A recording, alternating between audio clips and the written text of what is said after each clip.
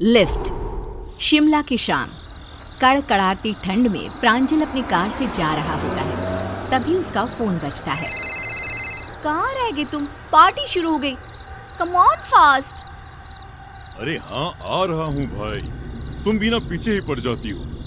अच्छा, सामने एक शॉर्टकट दिख रहा है, वहीं से आता हूँ। पार्टी में जाने के लिए प्रांजल शॉर्टकट ले लेता है। रोड के किनारे एक बोर्ड उल्टा पड़ा हुआ था जिस पर लिखा हुआ था आगे जाना मना है। पर प्रांजल हड़बड़ी में बोर्ड की ओर देखता नहीं और उसी रास्ते पर चल देता है। रास्ते में एक हाथ प्रांजल की गाड़ी को रोकता है। हाथों में लाल चूड़ियां, मेहंदी, मानो नई नवेली दुल्हन हो। प्रांजल गाड़ी रोकता है। जी कहिए। मैं भटक गई हूँ, मेरी मदद कीजिए। इतने घने जंगल में मेरे फोन का नेटवर्क भी काम नहीं कर रहा। डोंट वरी, मैं भी शहर की तरफ ही जा रहा हूँ। मैं आपको ड्रॉप कर देता हूँ। वैसे इतने घने जंगल में इस हालत में आप, लगता है कि आपकी नई नई शादी हुई है। बहुत ठंड है, गाड़ी के अंदर आकर बात कर सकती हूँ? I am sorry. ये लीजिए मेरी जैकेट और आप अंदर आ जाइए।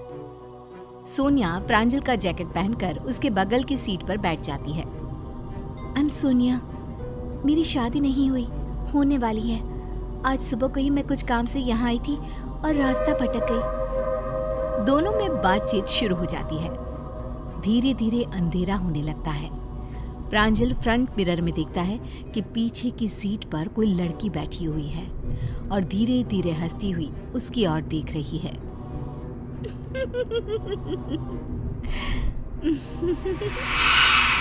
प्रांजल हड़बड़ाकर पीछे देखता है पर पीछे कोई भी नहीं होता है। होती है तो एक लाल रंग की चुनरी जो सीट पर रखी हुई होती है। क्या हुआ प्रांजल, तुम डर क्यों गए?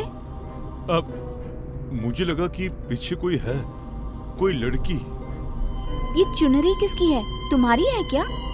नहीं, मैं चुनरी का क्या करूंगा, किसी लड़की की लगती है। सोनिया पीछे की सीट से चुनरी को उठाती है। चुनरी खून से सनी हुई थी। ओह गॉड, इस पर तो खून लगा हुआ है। तुम्हारे साथ कोई लड़की थी क्या गाड़ी में? नहीं नहीं, अरे तुम ये क्या कर रही हो? अभी तक तो ये चुनरी यहाँ थी ही नहीं और ये जंगल है कि खत्म होने का नाम ही नहीं ले रहा।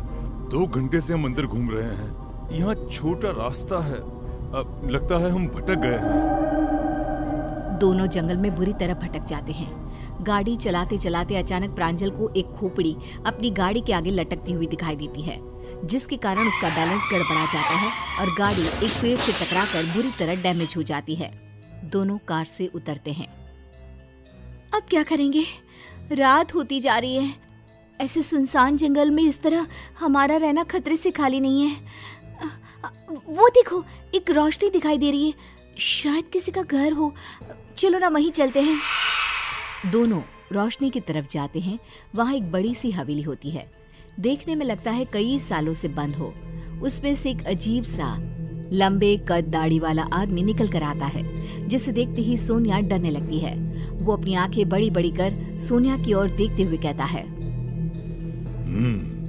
लगता है भटक गए हो। ये जंगल है ही ऐसा, यहाँ अक्सर लोग भटक जाते हैं। कई साल पहले इस हवेली के मालकिन की बेटी भी भटक गई थी। कैसा अजीब आदमी है ये। इस जंगल से बाहर निकलने का कोई रास्ता बता सकते हैं आप? इस जंगल से कभी कोई बाहर गया है भला? अब क्या मतलब? अरे मैं तो मजाक कर रहा था।